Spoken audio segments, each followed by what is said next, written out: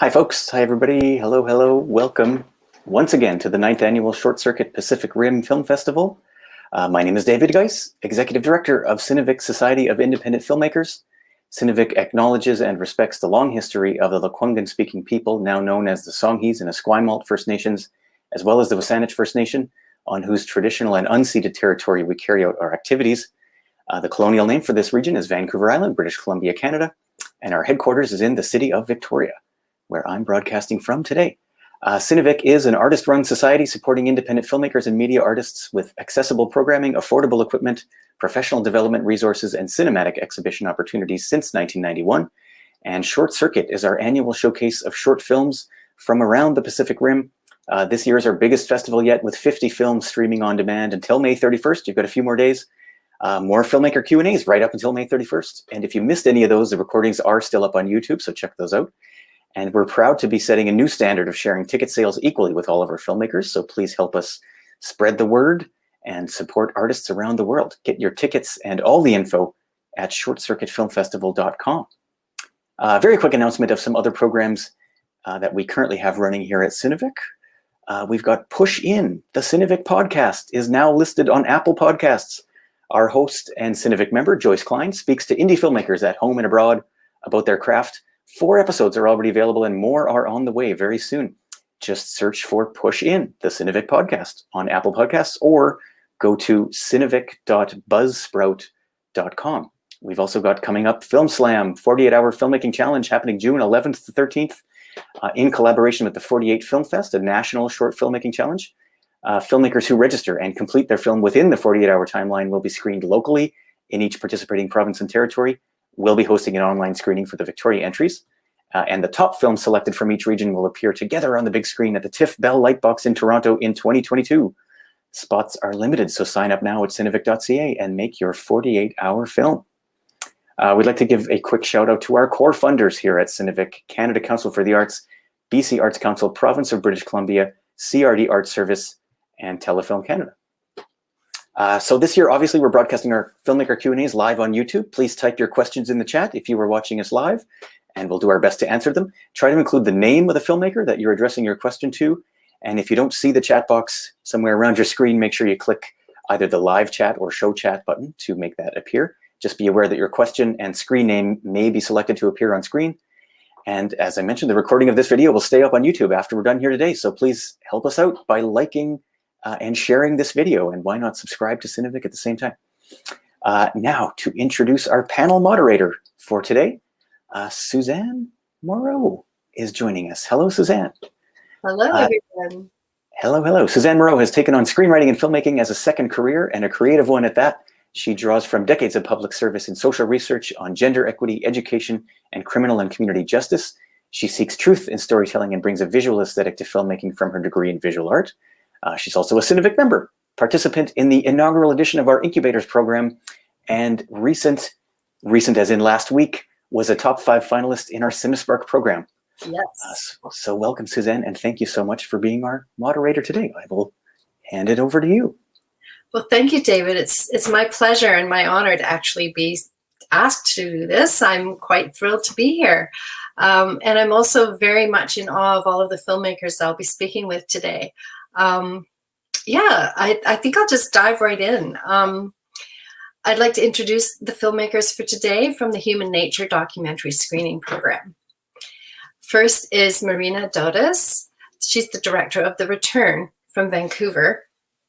Marina Dodis is a documentary filmmaker studying at Capilano University with an extensive background in commercial and editorial photography.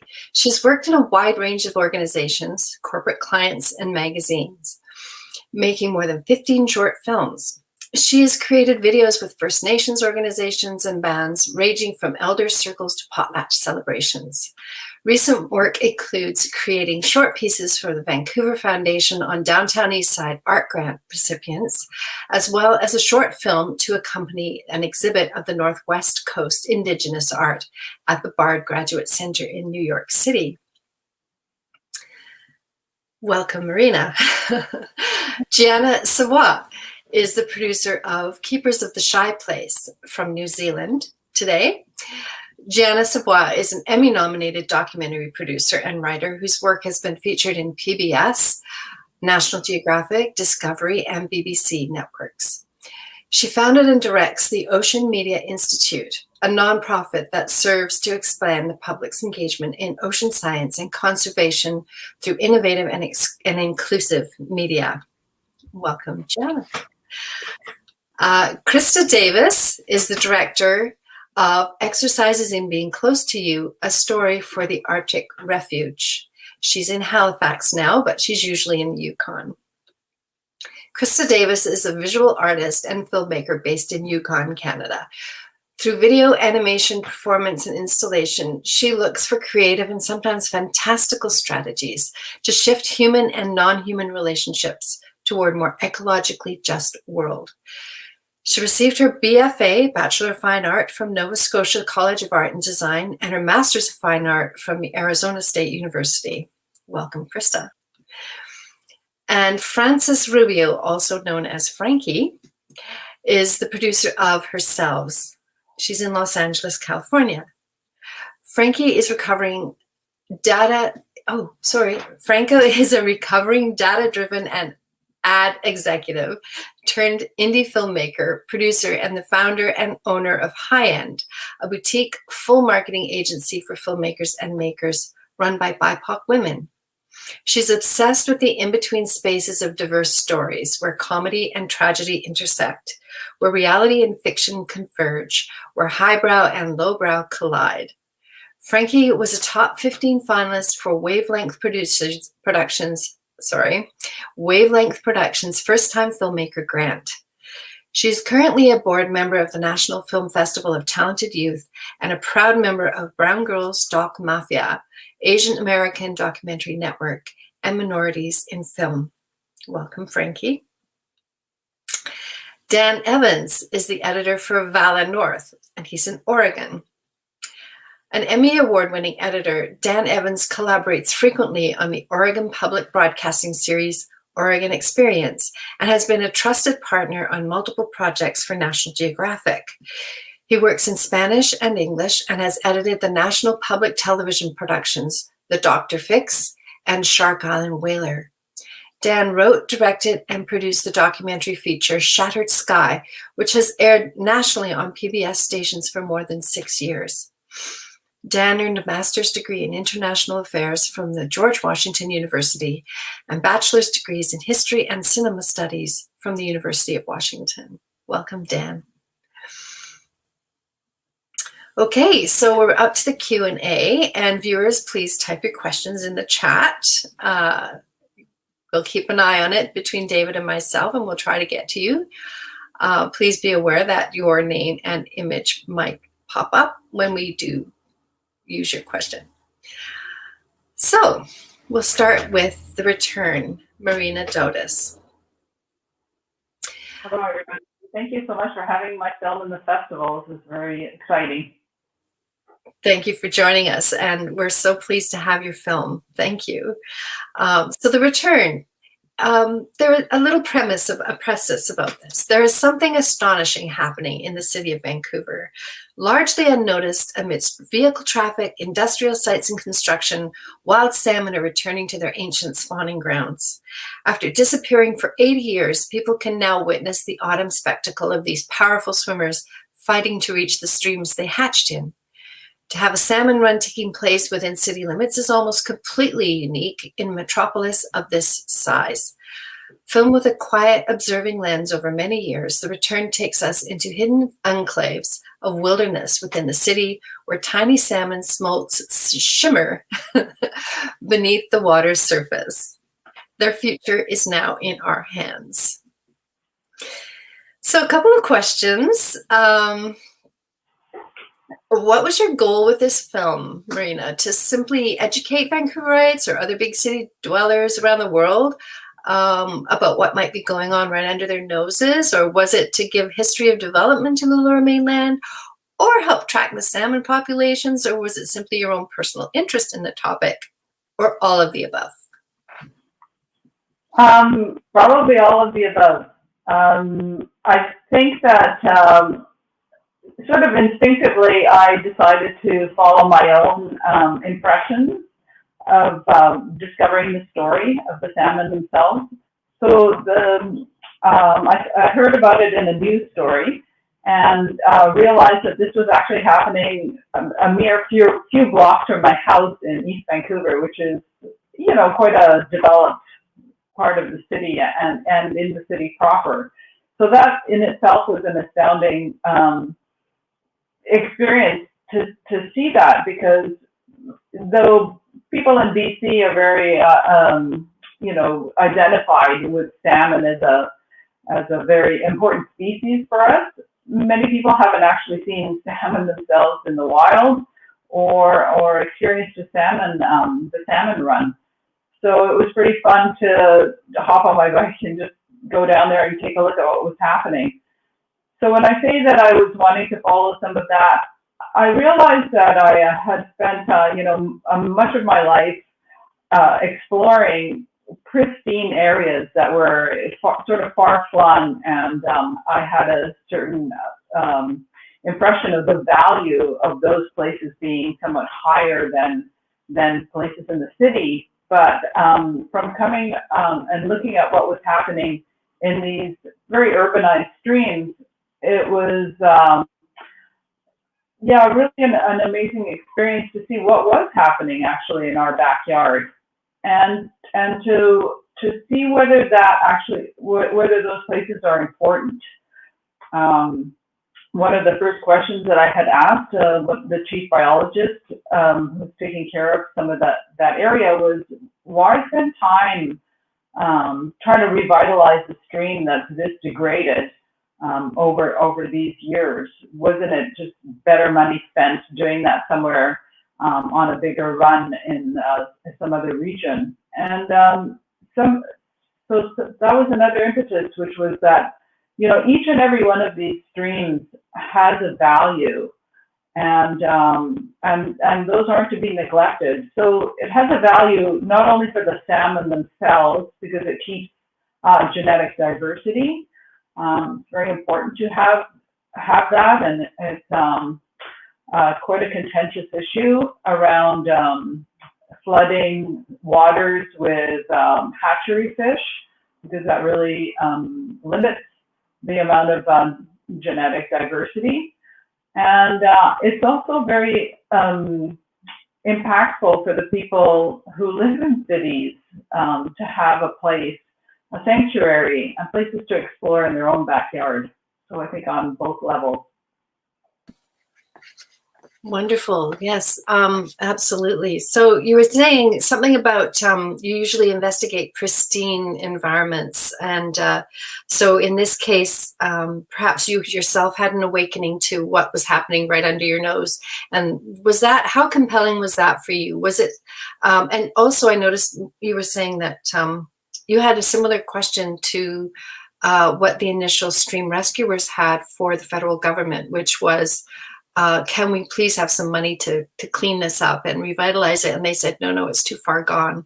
So how prevalent do you think that attitude is? And how do you feel your film has impacted public attitudes towards regenerating streams in urban areas? Yeah, first of all, I mean, just from talking to friends who I think of as fairly tapped in and, you know, aware of what's going on in the environment and in their own city, it's interesting that still people don't really know what's happening as far as the salmon.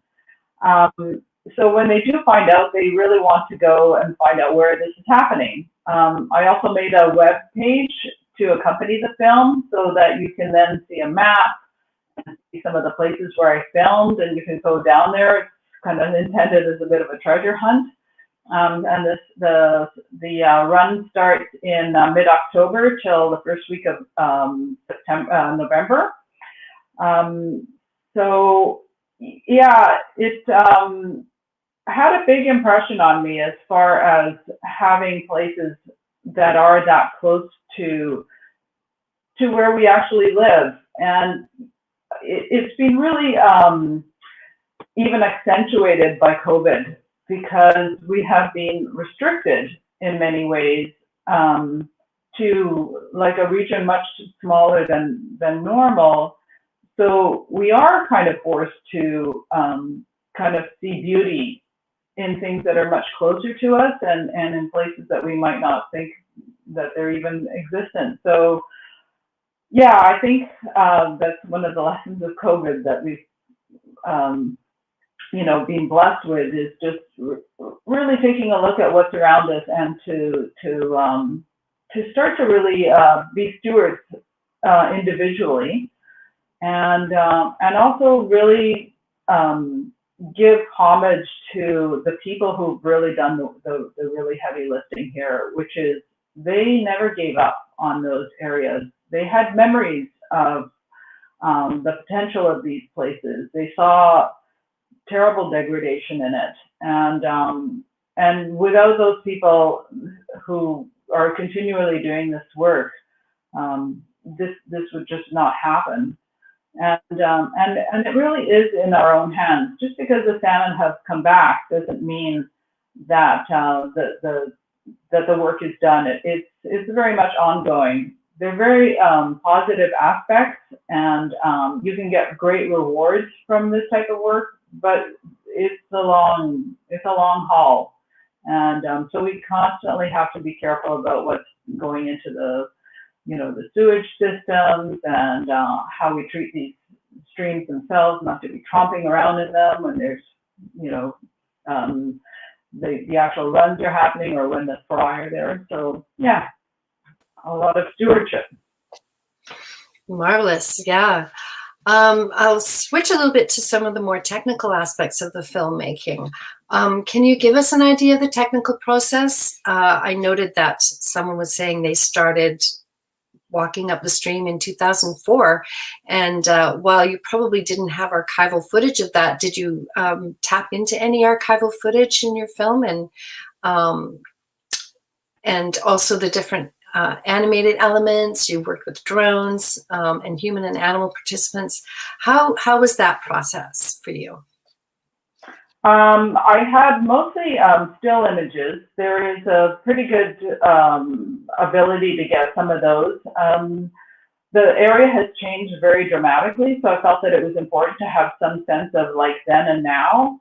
I didn't have much film footage of itself, but yeah, I wanted to try to make the film have some variety to it, so that there were still some animations and filming itself, in order to kind of give some variety to the filmmaking experience.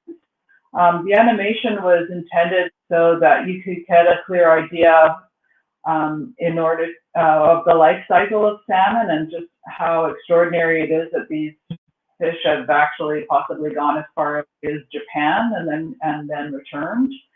And the drone footage, I wanted to try to make the drone footage not particularly gratuitous. I have a bit of a sensitivity around that. But I felt that it was very important that you actually get a sense of this kind of a beautiful green environment, really surrounded by an enormous amount of development. So it felt pretty much the only way that you could really impactfully express that. I did a lot of the shooting myself.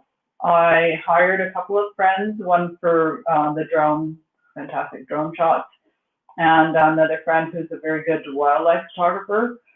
So, but mostly it was just going back and continually exploring. It was an interesting experience in that I just loved going back down there all the time. I thought I would get bored of doing a film over this many seasons of it, but it was just, yeah, it's a lot of fun, and I love going down there every time of year. Wonderful. So how many years did it actually take to from start to finish? So I discovered it in the fall of 2012, and I finished filming in the fall of 2018, and maybe a little bit in 2019, some pickup shots. So I didn't really sort of start the project fully for a few years after hearing about it, because I was the typical trying to figure out what the story was and trying to see if I could get some funding and so on and so forth. And also the runs are very short, so there's not a lot of filming that you can do in a year. You can't, it's tricky to do it all in one shot. And and it wasn't a primary project because of that, sort of meeting that scope. So yeah, a number of years for sure. And yeah. Wonderful. David, correct me if I'm wrong. Should I be asking about what comes next at this point, or are we going to save that to the end? We'll try to save that, I think, for the group at the end. But if you want to, if you want to kind of move on, then that would be great. Yeah, I guess sure. Maybe. And we found out what inspired you to do the film. Is there anything that you can say about what was the hardest thing to do about making your film?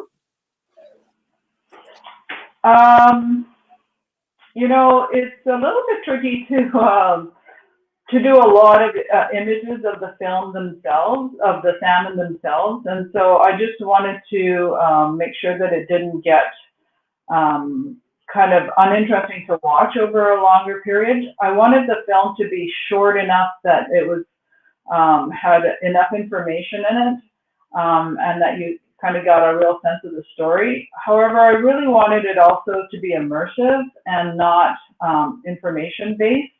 I wanted it to be very much like, wow, look at this place and see, invite people to sort of step into the film itself, or carry that over by getting involved in, exploring your own city in that type of way. So I wanted it to definitely be an inviting experience, and so that was the impetus there. Wonderful. Well, thank you so much. That's great. I think we can probably move along to Gianna at this point, David, if you'd like. Hi, Gianna. Kia ora, everyone. So Gianna Savoie has done The Keepers of the Shy Place, and this is filmed on a tiny island of St. Paul, Alaska, where marine debris is taking its toll on the ecosystem and wildlife, especially the northern fur seal. Sorry, I have to adjust my screen a little bit. The northern fur seal, which is a species of enormous cultural significance to the ʷəŋən people. Correct me if I've pronounced it correctly. You got it. ʷəŋən. Thank you. And these people they call this place home. Join the members of this resilient community as they confront this challenge with action and profound wisdom in order to protect the vast ocean wilderness that defines. Whoops, sorry. Stop. Glitch there. I'm pretty much on time. Let me start this again. Join this resilient community as they confront this challenge with action and profound wisdom in order to protect the vast ocean wilderness that defines them, feeds them, and is quickly and irrefutably changing. A very powerful film, in my opinion. Okay, I did have some questions for you. Let me find them. Here we are. Gianna, what was involved in getting the Islanders to open up and deliver such a compelling story? Well, it's interesting because sort of the genesis of this film was I was actually contacted by members of the Aleut community of St. Paul Island through Facebook, who I guess they had seen some of our films and some of our media that we had put out. They contacted me and said, would you be interested? We're having this huge problem here with marine debris. Would you be interested in maybe helping us make a film? And so contacted them, started working with them, and we decided to go in and apply for a National Geographic grant in partnership with them, and we got it, and we were able to go up there and make this film. So as far as opening up, I mean, from the very beginning, they wanted this story told. And what we do at Ocean Media Institute is really, try to create platforms for people to tell their own stories. So we don't want to jump into another community and say, hey, you're having this problem. Let's tell a story about you. Where can we find characters? It's very much driven by the communities themselves. So we wait for them to reach out to us, and then we can engage in a partnership so that we're actually making a film that they can use and that they're that they want, and they're involved in the production throughout the way. So it's very important that it's their story and coming from them. So it was easy in that respect. Fantastic. Yes, the power of social media. It's amazing how people can connect over something that's started up in 2006 or 2007, and it's had a huge impact on everybody's ability to communicate. Because I did notice, obviously, it's a teeny tiny island. I looked it up on Google Maps. You can't even see it initially. There's the Aleutian Panhandle Islands off the Alaska, not the Panhandle, but the Alaska and the Aleutian Islands, and then this teeny tiny dot. So it's amazing to me how much debris is accumulating there. I guess it all has to do with the currents that are just driving everything from hundreds of thousands of miles away and ending up on their beaches. It's just tragic. So I'm wondering, when your film came out, I guess I can't remember exactly when it came out initially. Was it 2018? Oh, no, it's now. We're just getting it out now. Okay, well, this is probably not a full question, but maybe how do you anticipate your film having an impact on awareness and of the issue that the Islanders face, and on industry that is still attempting to drill for oil there? All of those impacts. How do you anticipate getting the word out with through your film, and do you anticipate some impacts, and how would those happen? Yeah, well, where I think the impact part is really important. Obviously, that's the reason why we make these films, is to try to move the needle in some way. So we're hoping that through opportunities like this, it's in a few other film festivals. It's starting to do the festival route. National Geographic has it. It was a National Geographic grant, so hoping to get the word out about it that way.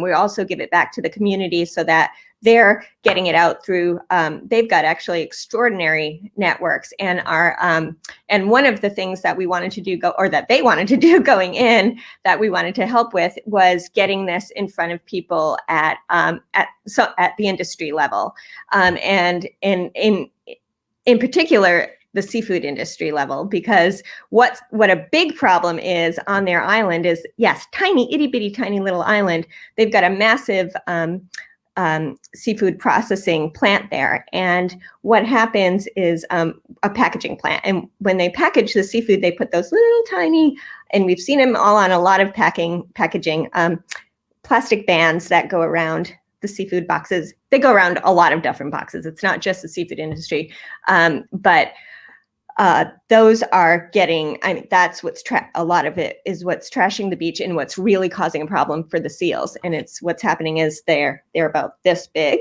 which is about the size of a young fur seal's neck. And what happens is they go easily over their neck when they're young. And then as they grow, it suffocates them, and it's a really terrible way to go. And so, what we're hoping to do with this is to actually get folks to pay attention to how they're packaging, because it seems like it's such an easy thing to do. I mean, there are other ways to package besides plastic. So that's certainly one impact we're hoping to make with this, and get it in front of the people that can go, oh yeah, we can change this. So that's the goal. Great. Yes, I wish you all the best in that. It made a huge impact on me. And so I really appreciate that. I also really liked in your preamble to the film, when you introduced it, you said that they contacted you, as you just have now, but your mission was to try to tell this story through their lens and voice. I think you've succeeded. Also, the imagery and cinematography was gorgeous, and I just wonder, also even just the poetry. There's so much poetry in it, with the fog and the shy place and the singing. All of that was just wonderful. So technically, how difficult was it for you, first of all, to get to the island, access this location, and to bring all of your equipment and all of the technical aspects? What were the challenges there? Well, it definitely, I would say we were about a year out of, because they first contacted us, gosh, it might have been even end of 2016. And, we immediately, jumped into, started having conversations. Of course, we wanted to build a relationship with the community. That's first and foremost. You've got to have this, that you have to get to know each other and have the sense of trust. We wanted them to know, who we were and wanted to talk about the lines of, how we could help. But then, we had everything set up to shoot a year later, and then the little the airline that goes from mainland Alaska out to St. Paul, there was only one. They went into bankruptcy, so we couldn't get a flight. Everything was so expensive, so we ended up pushing it to the next season, and didn't end up going until 2019. By the time we actually got there, and it was tough. It was tough getting there. It was tiny little plane that we had to take with a ton of gear. So we had to go and send stuff early and hope that it would get there on time.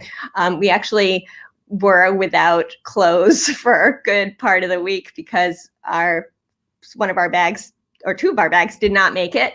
But thankfully they were only the clothing bags, so we were able to find little sweatshirts and things in the local one little store on the island. And thankfully all our gear made it. So that was pretty tricky. But yeah, it's, it was really important again to like you said, to do it through the lens of these folks. So one of the things that we did was also, while we were there, we did a workshop with the kids in the middle school kids to do a filmmaking workshop, and we taught them, gave them cameras and showed them how to do stuff, and they actually went around and filmed each other and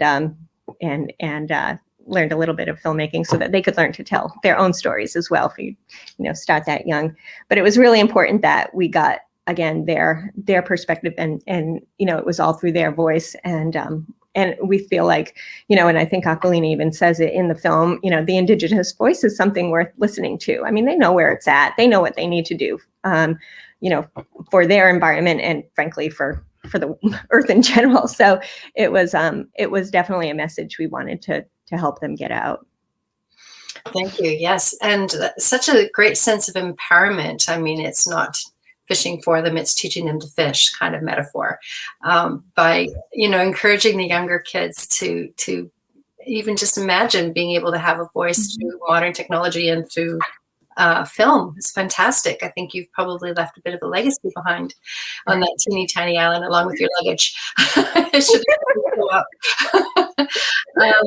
So is this a typical approach that you would take from your institute's point of view if you were approaching a project? And is there anything similar that you've done in the past, or do you foresee anything similar coming in the future? Yes. And actually, it came to us because I've been working for over 20 years in the industry, science and natural history filmmaking, and I've, made a lot of films for a lot of broadcasters. And it actually, for most of my career, it had been about telling stories about others, whether it's other environments or other people or other, animals or whatever. And, when I started OMI, I was like, we got to shift this a little. And because it's some of this, I was on making another film about South Pacific Islanders, and it occurred to me that the more I got into it, the more I realized, well, this isn't my story to tell. This isn't my culture. It's not the way I look at the world. And who am I to be, telling somebody else's story? So something clicked for me there. And I was like, I want to start this organization and really help people to tell their own story and to sort of give that narrative ownership back to the people whose story really belongs. So that has been a major kind of driving force of what we do at Ocean Media Institute and in my own research at the university that I teach in too. I mean, that's something that I really am paying careful attention to.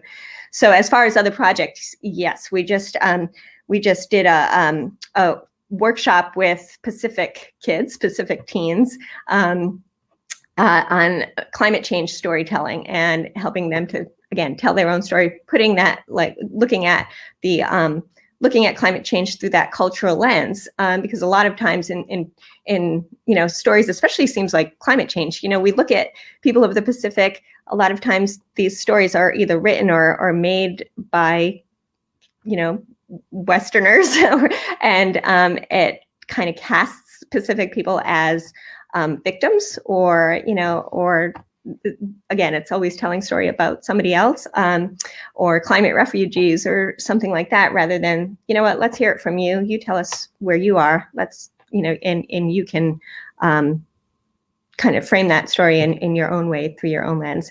So yeah, it is something that that has become our mission. That's terrific. Oh, well, I really appreciate that. And congratulations on the win of BC's most outstanding. So honored. I thank you so much. I was I was really shocked. And so, yes, so fantastic. Thank you so much. And I know the community is so excited. The minute I heard, I sent a note to Aquilina and Vala and everybody on the island saying, "Hey, you guys won! You guys won! It's not mine. It's them." Yeah, that must make it even sweeter. Well, thank you so much. I think we'll probably come back to you again in a few minutes to talk more about your future plans. Yes, thank you so much, Gianna. Okay, so moving along to Krista Davis. Hi, Krista. Hi, Suzanne.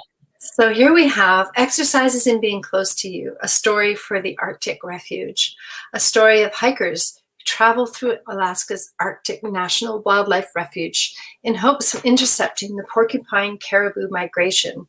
The film uses documentary footage of the 2-week expedition intercut with experimental vignettes, exercises to rethink our relationship to the land and the animals we hope to protect. It was a very interesting film, and I really enjoyed it personally because I also have an art background, so I'm always interested in innovative ways of viewing and portraying and expressing creatively.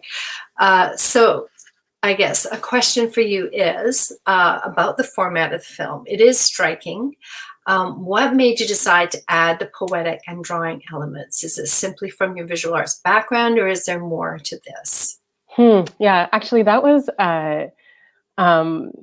a little bit out of necessity, to be honest. The project itself was part of a larger storytelling project called Stories for the Arctic Refuge that had brought together writers, photographers, filmmakers, visual artists to go on different expeditions that related to the kind of pushback on oil exploration and drilling in the Arctic Refuge.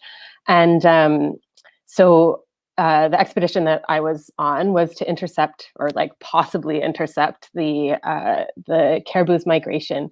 And we get dropped into the refuge, and we have an idea of a possible route that the caribou will take, and possible timing that they will leave their birthing grounds and start migrating to where they'll overwinter. But we really didn't know what would happen or what kind of stories we would even collect while we were in the refuge. So a lot of the days were walking and thinking and being with the tundra and being with the rivers and learning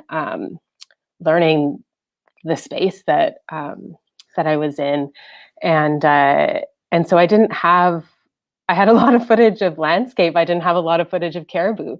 So by the end, I was like, oh, how do I tell this story and without just kind of using a series of landscape shots? So the animation was a way to put my reflections and my thoughts and those kind of to tell the story of being in the refuge, the footage that I didn't have.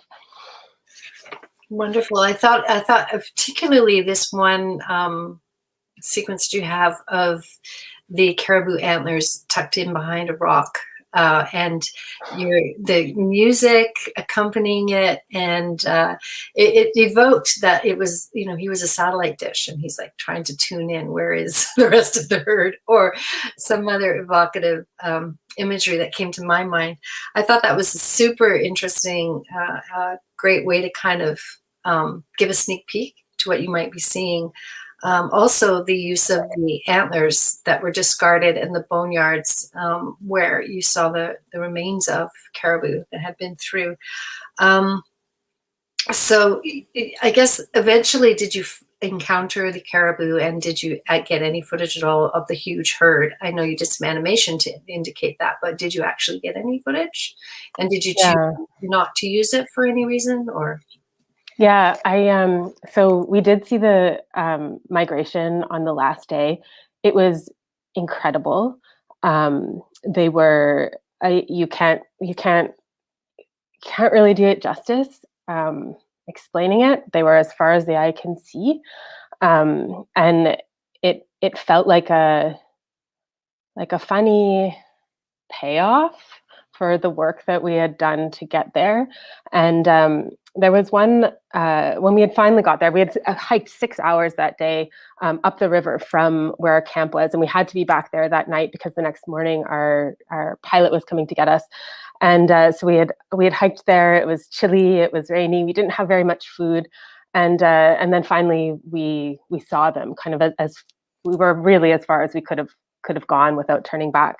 And most of the group kind of sat back and just like watched this happen as it like, we were like shivering under a small tarp. And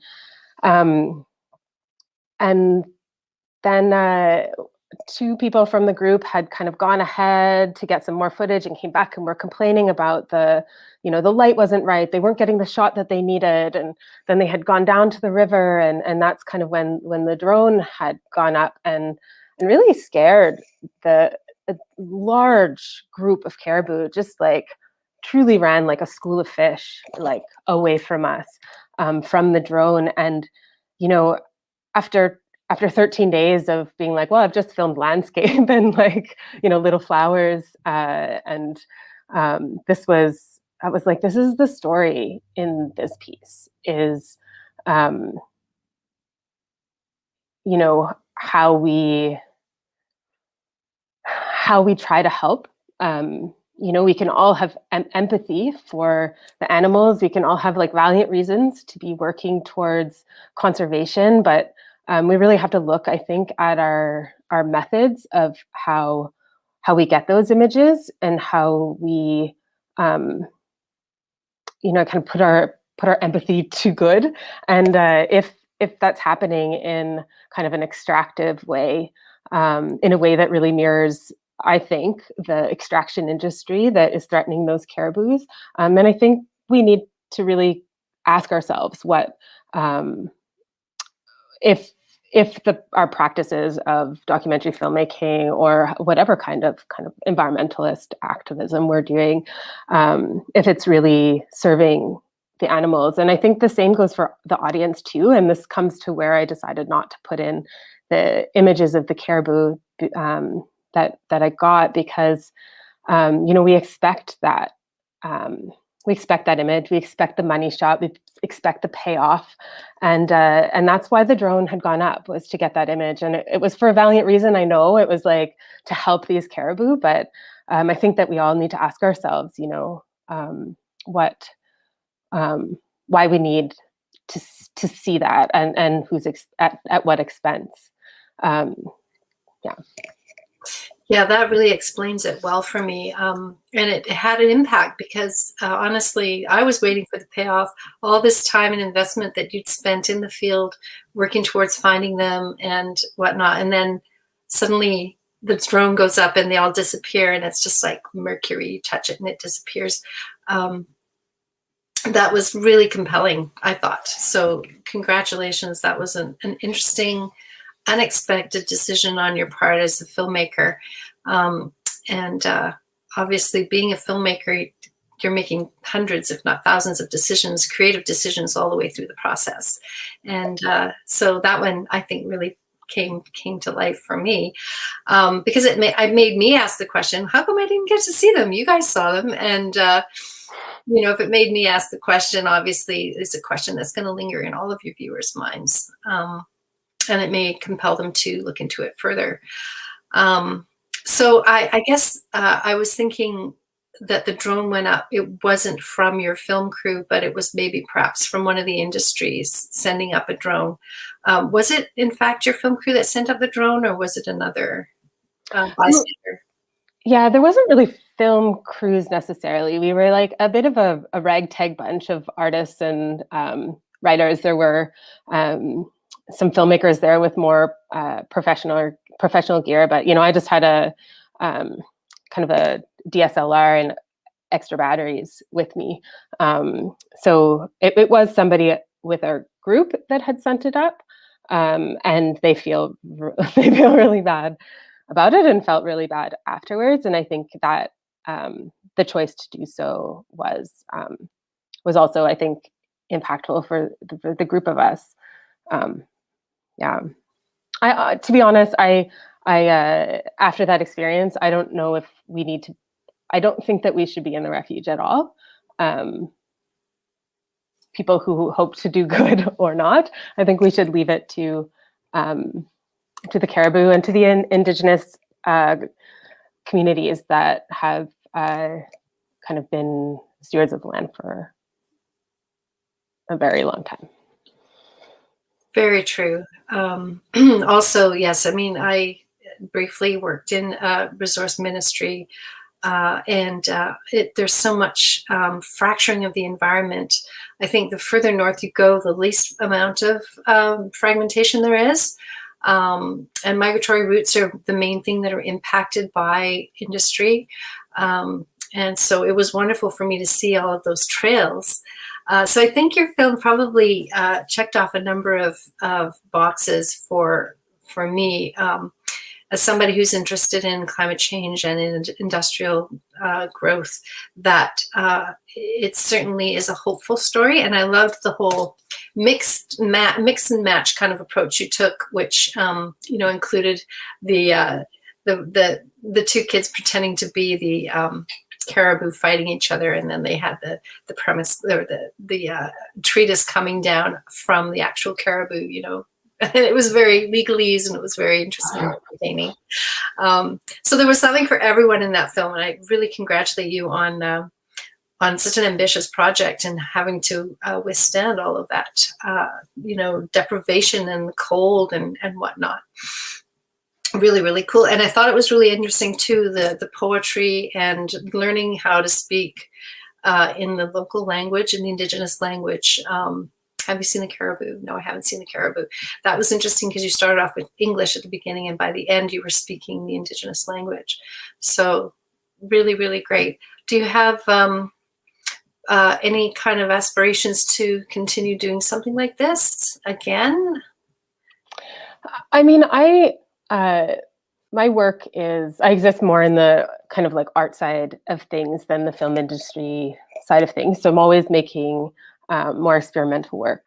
But to be honest, this was the closest to a documentary like that I had made, or you know, something that may be more suited for a mainstream film festival. But yeah, so I've kind of always that's like my comfort zone. Terrific. Well, thanks again. That was a really, really refreshing take on exploring an issue, and thank you for presenting that to us.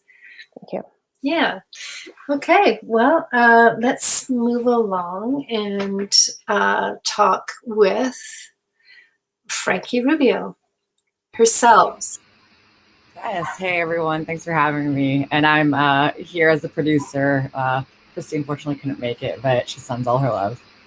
Wonderful. Thanks for joining us and representing your crew. Herselves, who were our mothers before they became our mothers? A tribute to immigrant parents and children of diaspora, this personal hybrid documentary explores the relationship between a Korean-American filmmaker and her mother, asking questions about freedom, memory, and responsibility in the process. So, similar to the previous film, the format of Herselves is rather striking. What made you decide to tell a more visually contemplative story rather than a straightforward talking head documentary? Yeah, this is a really good question. I remember when meeting with Christy, so this was actually my first film ever that I've produced. And so it was such a labor of love to really get involved, really working with Christy, who has a documentary background. And she really wanted to explore her relationship with her mother before her mother became her mother. And it's a really great question because a lot of the filmmakers who were involved and everyone from our director of photography, Kaylor Tong, to Elizabeth Keiko, who is the other producer, we all kind of have that sort of question about not really knowing our own mothers and actually having this understanding of who they were before they became mothers.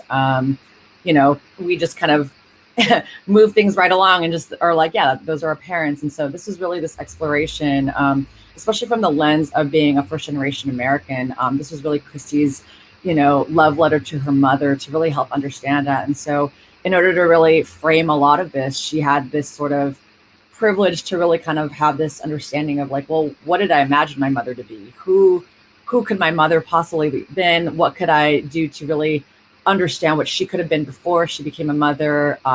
Was she going to a karaoke room and enjoying herself and eating by herself and singing? Was she maybe going to Disneyland alone by herself and enjoying herself? And so this was almost this sort of memory, responsibility, really trying to marry what reality is versus our imagination into one sort of hybrid documentary. And so this was certainly a mix of a narrative mixed into a documentary format. And so that was really the chosen path when it really was a beautiful way to kind of showcase what reality is by interviewing her mother and then pairing that with what she knows to be true of her mother, and what she imagined what her mother was like before she became a mother. Terrific. Yes. Well, it seemed to me that it was very much an exploration of your mothers. Perhaps Christy was just representing all of you. I noticed most of the primary people in the crew were female, and I can't guess from their names whether they were older or younger, but there's definitely a very strong, prominent female presence in the making of this film. From the daughter's point of view, though, all seen from the daughter's point of view, have you given a thought to perhaps a corollary film, another film from a different point of view, like from the mother's point of view, or from, or exploring the grandmothers? I'm also very interested in the kind of matrilineal heritage that we are a part of as females. So, what are your thoughts about that? That is a very beautiful question, and quite honestly, most of the cast was women. Were all women, the crew were mostly women and mostly Asian women, actually. So from the sound mixer to our editor, to our DP and the producers and Christy, we're all Asian women, actually, and have some understanding of, sort of the narrative and then that lens in which we're speaking about quite frankly, the privilege of being even first generation American when a lot of our mothers are immigrants, and some of us are even immigrants ourselves. And so this was certainly one kind of, whenever we would have our meetings and would go through, whether it's going through editing or even going through sound and doing the voiceover, it was really kind of questioning, well, do we want to say this from the perspective of our own experiences as children of our mothers? Or do we also want to give a voice to even our mothers and our own grandmothers and sort of the like you were mentioning, that lineage with the matriarchal lineage from that storytelling. And so that was actually a really, had a lot of discussions around that. And quite honestly, a lot of what we came with was that, like, this is what we understand and from our voice and our lens. And we were leveraging a lot of what Christy's mother was saying through her own voice, through her own storytelling. I think you'll even find in the short film that Christy's mother ended up, having the camera in her own hand and actually having that ability to tell that story and explain on camera, what was her experience coming to America, coming here from, another country. What was it like to come to America and really experience, Orange County and the abundance of what she described and sort of the yards and, and even Disneyland and that experience. And so it was really interesting to kind of hear and marry that together. And it's almost a melding of those two experiences. And a lot of what we had discussed internally too was the fact that, we come from a very kind of bicultural experience of understanding what it is to be, American or Western, in that we were raised Western, but also marrying sort of the values, the cultural upbringing, the things that we were taught, the things that was taken, and brought over through migration of our parents, and the things that they've experienced here. And so that was oftentimes a lot of what we discussed with each other, with Christy, and sort of the storytelling. And I think you kind of see that kind of as a through line, sort of the intentions behind that. We were very intentional to kind of make sure that there was that blending of the two lenses. Fantastic. Yes, that's really fascinating, the blend. Up here in Canada, we're also all immigrants apart from our Indigenous peoples. And it's always fascinated me what the pioneers brought with them, because up here, I guess my grandparents came over from Europe and had to settle in the very harsh climate of the prairies and eke out a living on land that was basically could have been considered uninhabitable by European standards. Obviously, it wasn't by Indigenous standards, because they'd lived there for thousands, if not tens of thousands of years. So it's really interesting. But I like the perspective that you've taken, which is the cross-generational and cross-cultural one, which is a fantastic through line. I think probably there's a lot of room there for more filmmaking in your future based on that through line. Can you tell us about the connection with the New Yorker magazine and how that came about? Yeah, that was a really great surprise. So, having this partnership and actually getting acquired by Condé Nast at the New Yorker is really an amazing experience. We had spoken and reached out and discussed with the head of the documentary division at the New Yorker, and they really wanted to tell stories. And you'll see on the documentary page of the New Yorker, a lot of the documentaries they've chosen are about the stories we tell. A lot of it is about family, about understanding our families.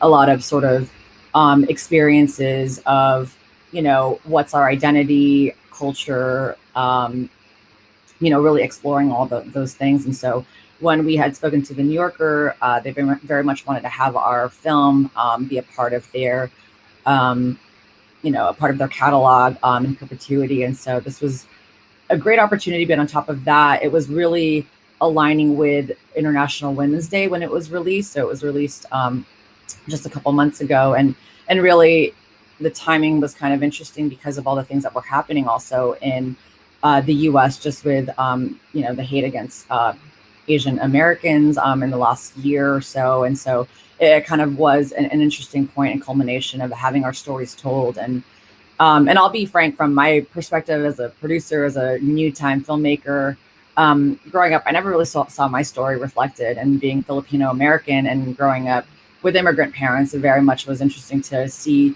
the stories of what it is to be Western, but not necessarily, from the perspective of a migrant or a first generation, or, even what that could be like, even being in an exploratory way of what it might be like living in sort of a Western culture, or perhaps you might not be seen or visibly seen as Western. And so that was just such an interesting and really fun experience to really see our story amplified, to have with the film also this interview. It's really beautiful. You'll see this interview on the New Yorker website of Christy really describing and kind of grappling with the question she had about motherhood, of what it's like for her mother to come here, of the privileges we might have and what's lost and what's gained by trying to understand these sort of stories and converge it together. And so it's really beautiful. If you want to check it out, it's on the New Yorker. Just look through and search for Herselves and you'll find it. Wonderful. Well, hopefully we can grab the link at some point. Maybe David can find it and post it up in the chat for people so they can go check it out more easily. That's fantastic. Thank you for that background. That's really, really great. I also noticed in the credits quite a few sort of large organizations that one wouldn't normally associate with a small independent film. the Academy of Motion Picture Arts and Sciences, the Los Angeles County Arts and Culture, Saginde, I didn't understand that one, but you maybe can elaborate on that in a second.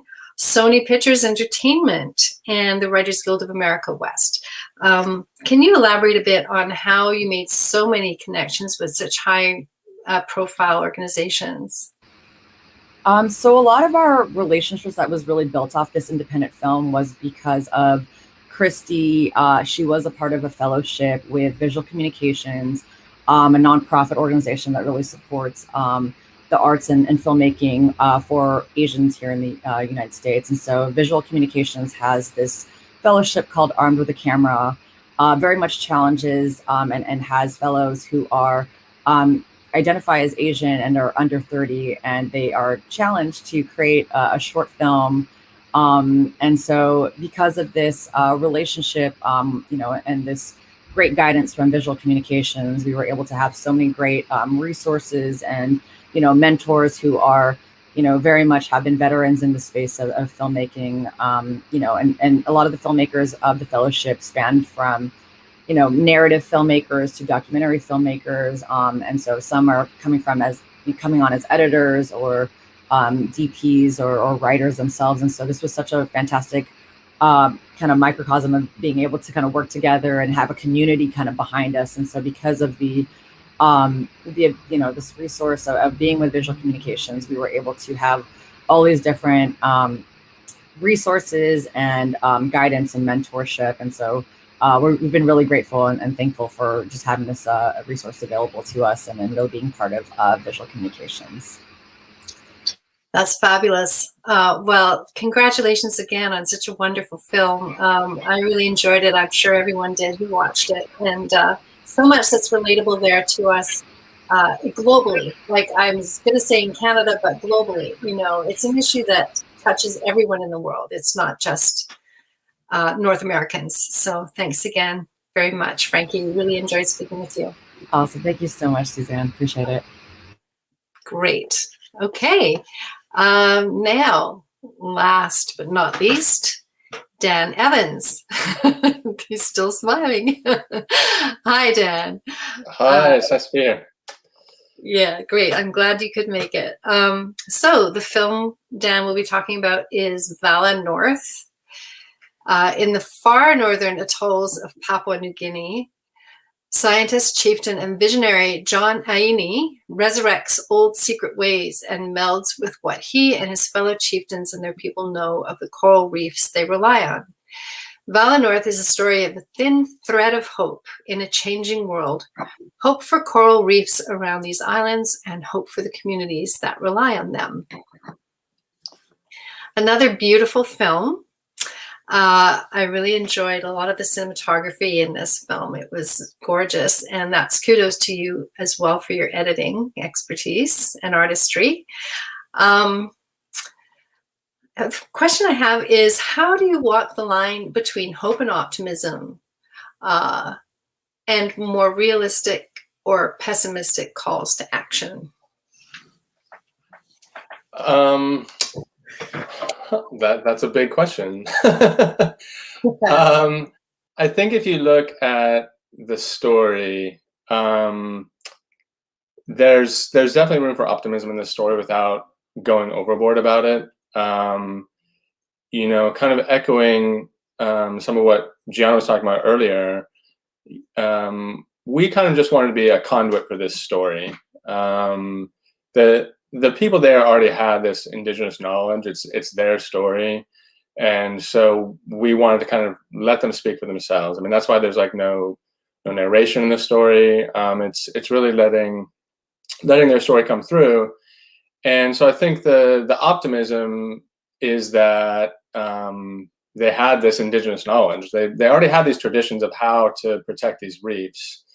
It's called different things throughout Papua New Guinea. In the northern islands there, it's called Vala, which is this tradition of basically cordoning off parts of the reef so that the reef can kind of heal itself over a couple of years. But there's still, I guess, the pessimistic part is obviously there's a lot of damage happening to the oceans right now.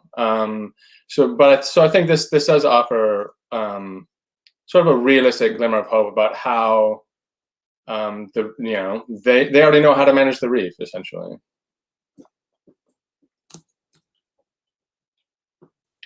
Great. Yes. Certainly, it's an illustration of a very positive.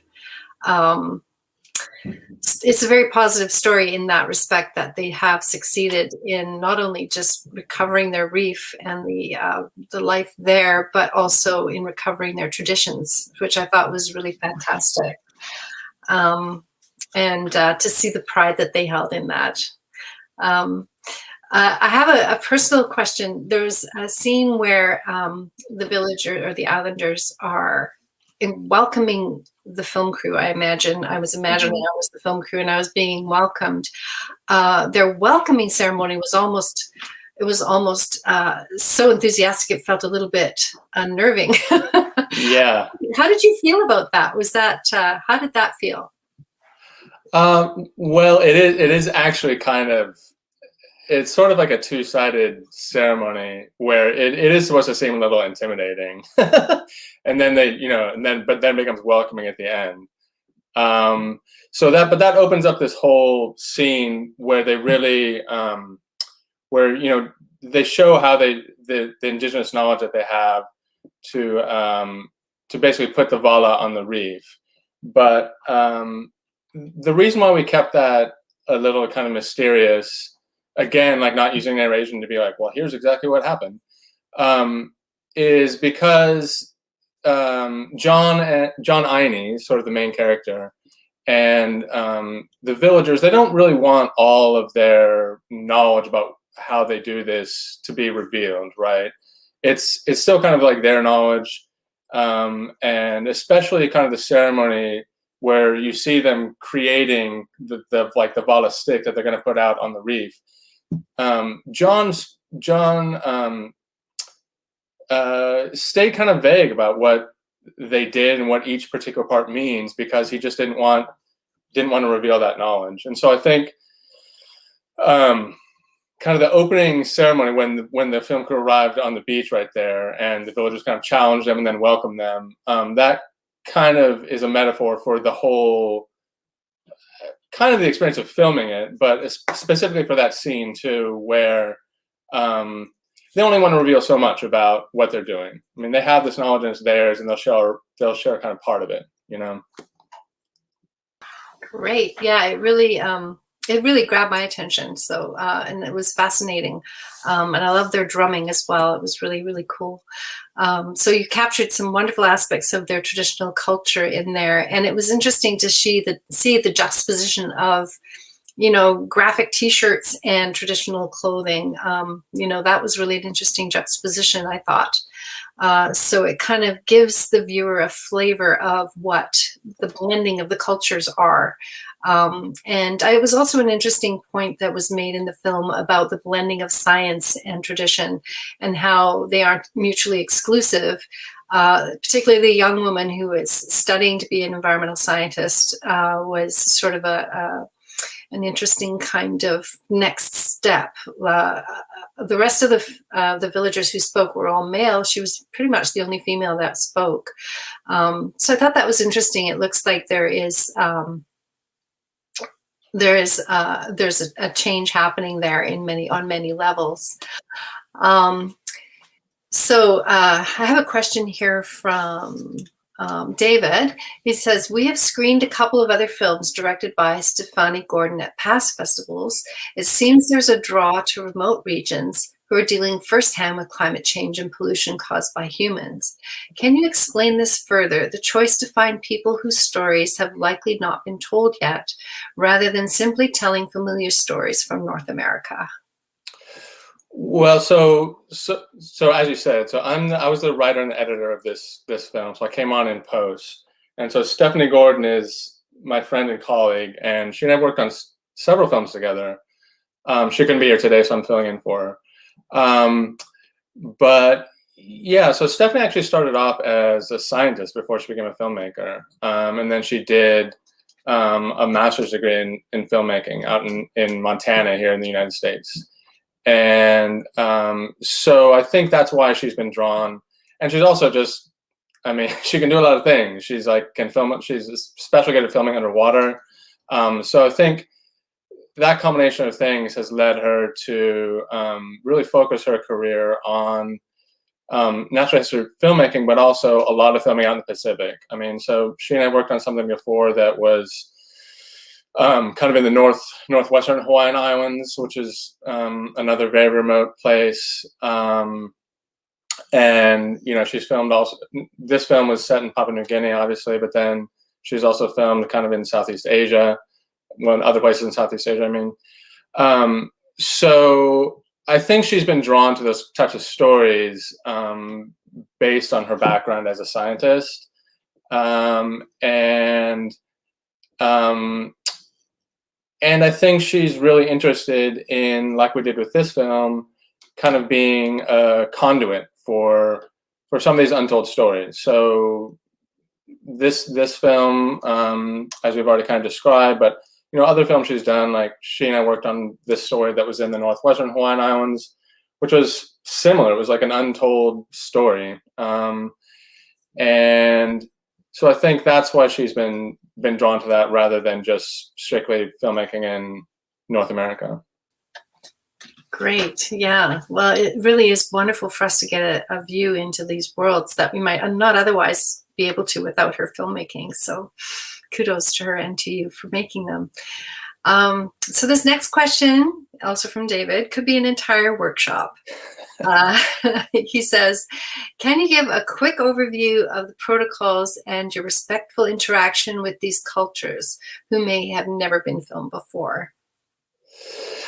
So again, I came on in post, but so from what Stephanie told me, it was kind of a hurry up and wait situation.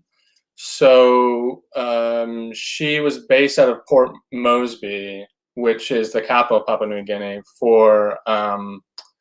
she was there for a couple of weeks, but the actual filming in these islands took place very quickly. It's like in a couple of days, because they really had to wait and make sure everybody was comfortable with the, you know, it was a small film crew. It was just really her and I think one or two other people, but she really did everything. I mean, she filmed, she recorded the audio, the drone camera work you see, she primarily did.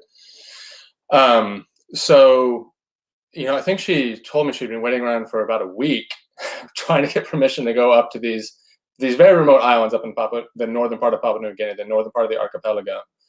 And that was based on people's comfort. So, you know, she had to get permission to go up there.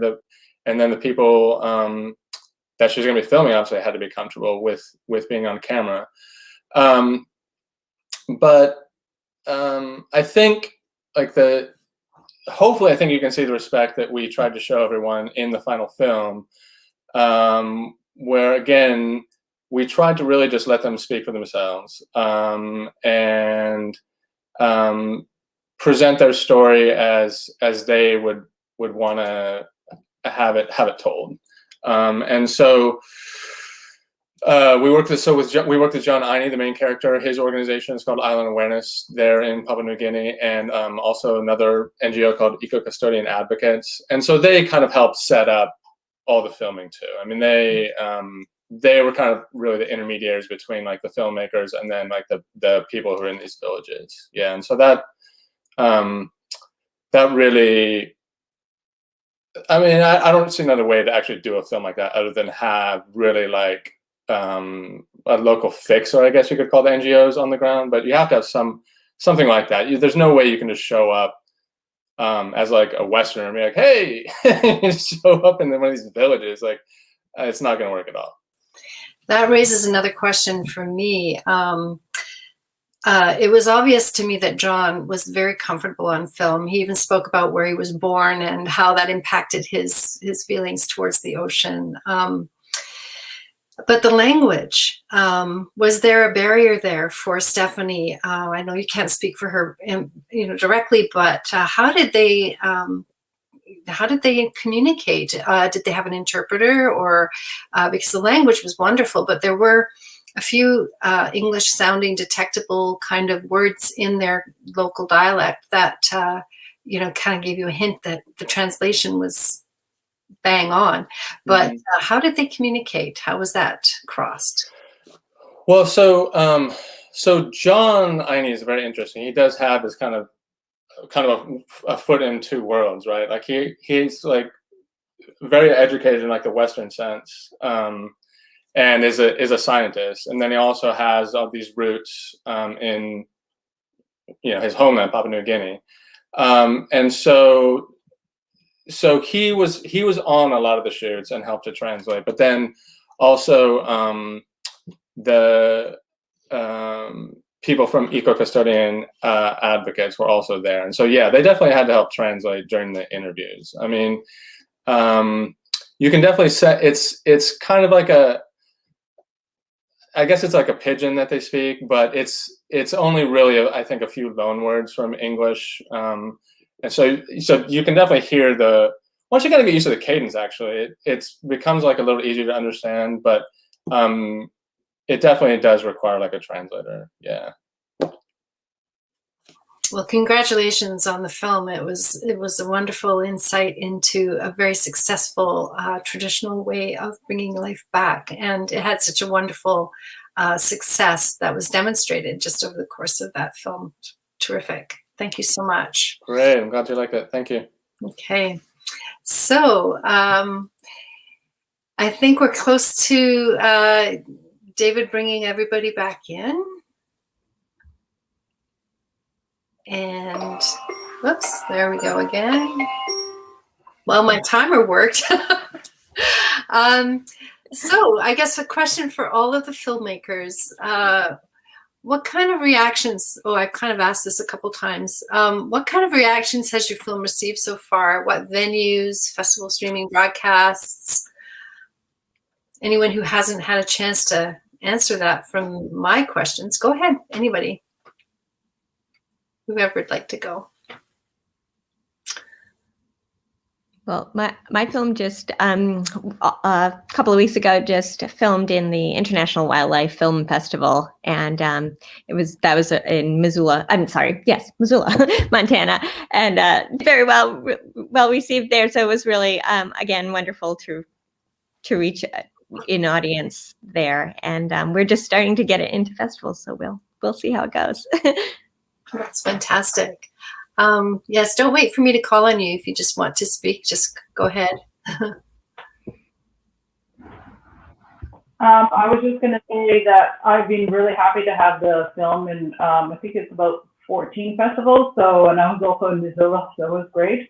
I was also really found it great to be part of some organizations that requested to have my film screened. So it showed to one of the suburbs, Burnaby, to the mayor and council. That's mostly where the story takes place. It also showed at Metro Vancouver that oversees the region.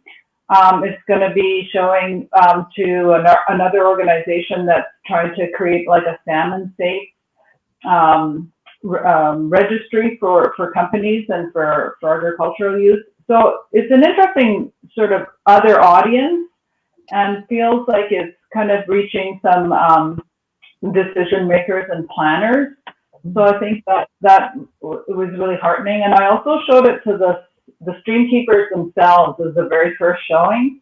And it was very moving to have people who have worked so hard to actually see themselves in the film, I think. And boy, we sure need to bolster people like that. So that was kind of my other type of audience. Thanks, Mariana. Anyone else have any reactions from the film that's received so far, or any other broadcast plans? Nope. Okay. Do you have any questions or comments for each other? I just wanted to say, which I somehow neglected to mention when I was chatting that Stephanie Gordon, who Dan worked with, who directed Vala North, also was the main cinematographer on Keepers of the Shy Place. And and she is just such a brilliant cinematographer, and I've known her for a million years when I lived in Montana, and she used to live in Montana. So that was just such a nice, so great. She's so well loved, and she's working on my next project too. So very excited. I have a question for Frankie. Go ahead. Yes. So I think like all of these films in this program can be read as a call to reevaluate how we think about our relationships with the world around us, whether that's kind of human or non-human. And your film is the only one that focuses on human-human relationships. And I actually really loved the way that contributed to the screening as a whole. And I was wondering if there was anything for you that kind of was revealed about your film when you saw it in relationship to kind of more ecologically focused films. Yeah, it's a really great question. I think when discussing this, I don't even think about how one might be experiencing migration and going into a new space and land and, you know, what the waters do. And I remember when talking to Christy about it, I mean, the fact is that the way in which her mother even talks about, so her mother and her family ended up moving to the East Coast, but it was her first like touching on the Western lands was in California. And there's always been something about that, something about the waters, the land here, the space. It's very much more deserty, of course, here in Southern California. And so it is interesting to hear about this like longing that her mother really wanted to kind of go back to, you know, the Western side of the US. And so that's always been kind of fascinating, kind of feeling out a little bit more about like when do you kind of feel alive. And I know Christy kind of even said it was like for Christy moving from the East Coast over to Los Angeles, she felt almost this closeness of like getting to even know her mother on a more like, you know, kind of in a spiritual way of just knowing the history and the experiences and like kind of retracing her mother's steps into, you know, when we shot at Disneyland, when we shot on the beach, when we were shooting even in Koreatown, where a lot of Kristen's family is located here now. There's just a lot of sense of like, you know, feeling familiarity and feeling like oneness in terms of space and plane. And so it was really fascinating actually hear everyone else's experiences and talking about, you know, relationship to Earth. But you're right, like hearing about it from our end, and that really started to kind of come up for me of like what it's like to be in the spaces that our families and the heritage and lineage has like experienced itself. So that's what came out. Cool.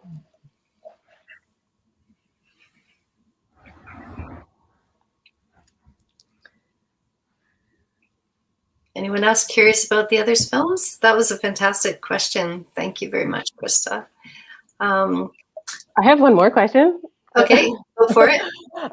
So this is really for anybody. And this is, you know, I personally fight against the skepticism of like what my work can do in the world, especially in, you know, a culture that is like so, the way that we can engage is by liking, by changing our profile picture, by signing an online petition, and that being like really like the engagement sometimes that you can have with these topics. And is there, you know, is there things that you guys have done with your films, maybe where you've shown them or how you speak about them, or maybe something that's in your film specifically that you think can kind of combat this, the way that things can be consumed and then kind of and just left there, as opposed to, you know, because I do think all of these films are a call to some sort of change in perspective or some sort of like rethinking of these relationships. So yeah, is there anything that you guys have seen in showing your film or making your film or that kind of?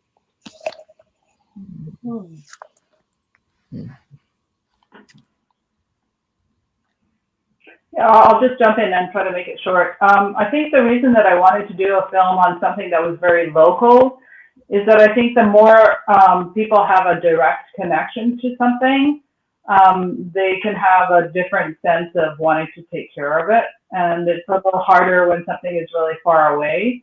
You have an experience of it and you care, but when it's something that it's in your neighborhood and you can kind of go and visit and see how it's doing, it can actually bring you closer to it, and then you start to really want to be a steward or something.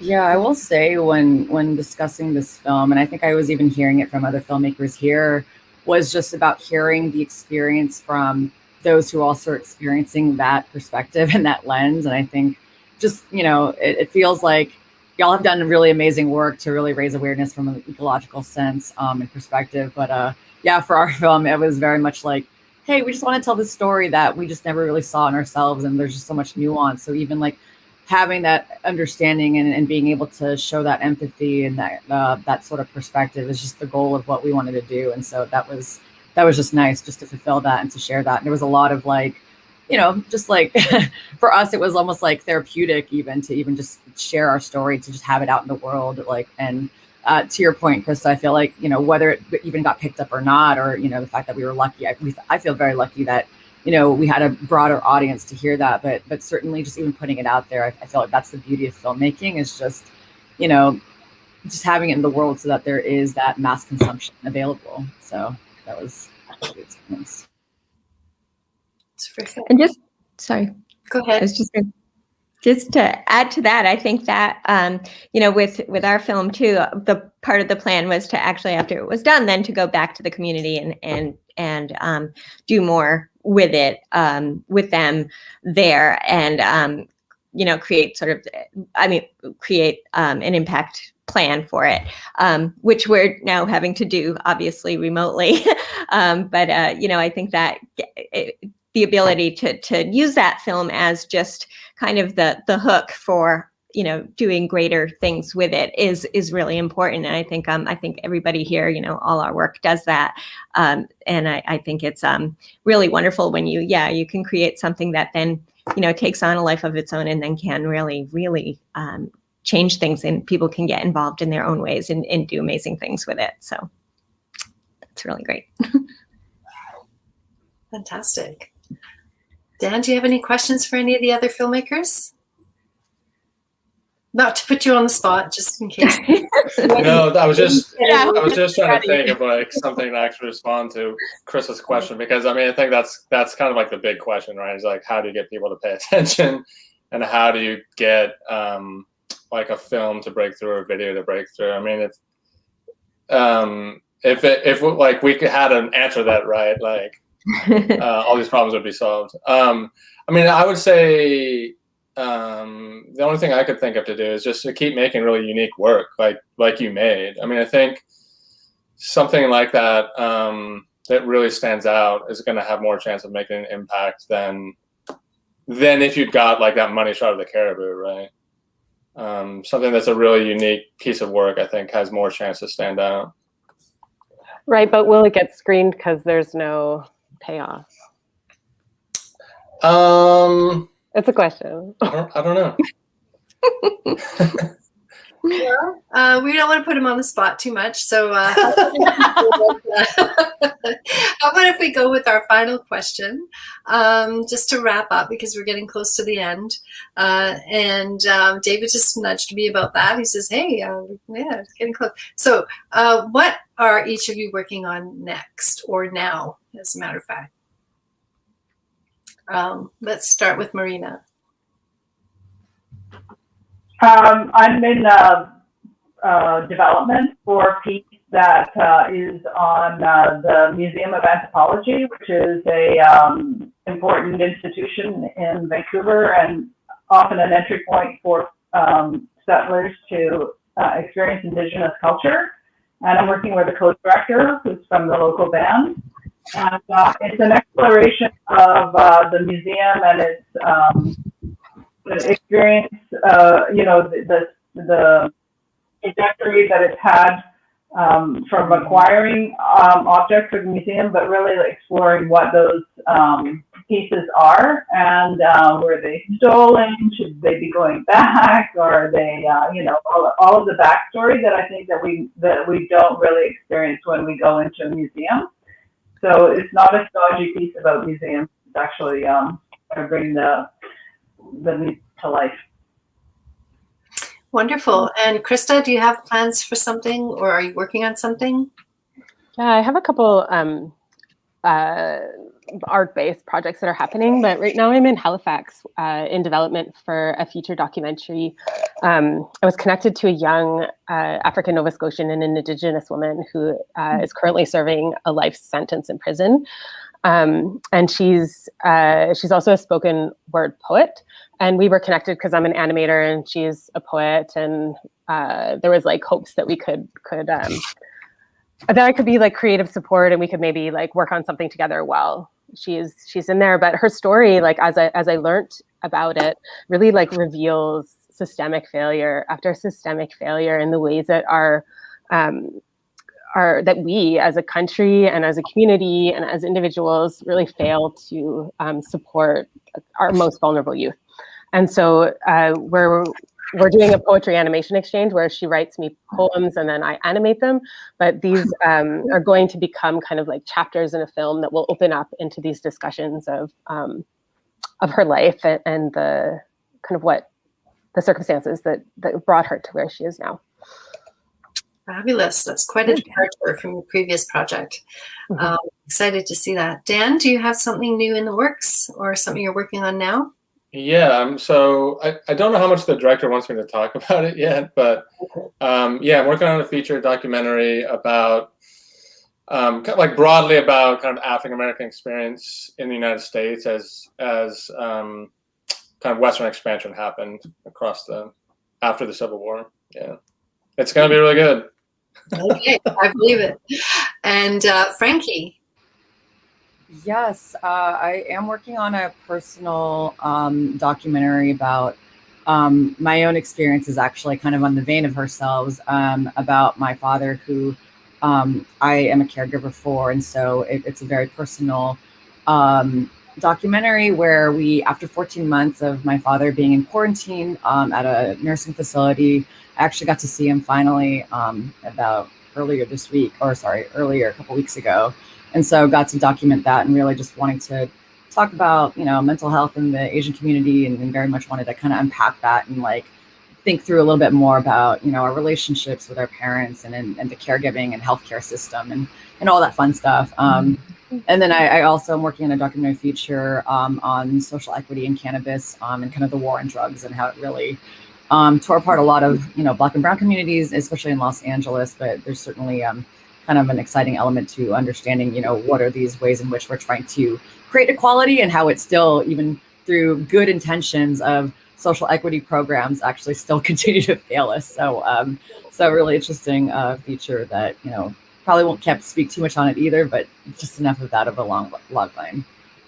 Fantastic. Oh, I can't wait. Honestly. And last, again, but not least, Gianna. Hi. These are all such fascinating projects. I'm so excited.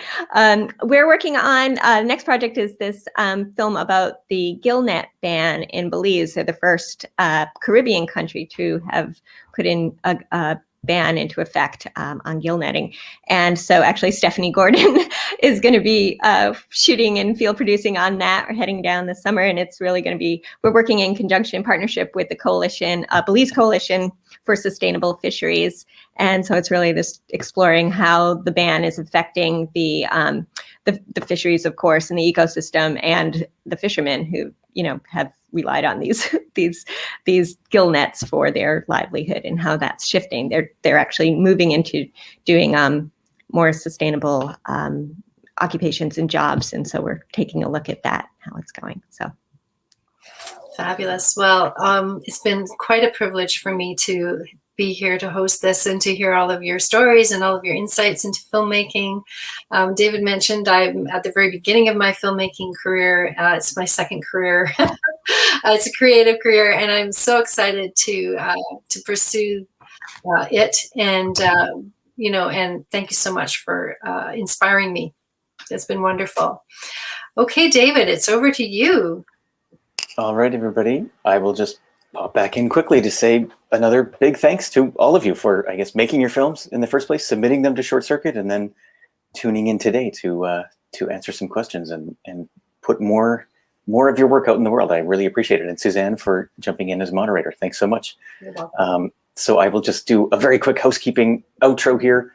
If you're watching us live in just a few hours tonight, Wednesday, May 26th at 5:30 Pacific time, join us for Digital Yappy Hour, a short circuit social. It's our usual monthly CineVic meetup, but this year it's short circuits themed since we have no in-person gala or party for the festival this year. This is your chance to meet some other festival goers, maybe some filmmakers, schmooze about the films you've seen. That one's going to be on Zoom, so it can be a bit more interactive. And everything wraps up with the festival next Monday, May 31st, with the final Q&A at 12 p.m. Pacific time. That one's got filmmakers from the Magic Realism screening program. Once again, everything is available at shortcircuitfilmfestival.com. And that's about it. Thanks again, everybody. See you next time. Thanks, everyone. Thanks so much. Thanks so much. Everybody. Take care. Thank you.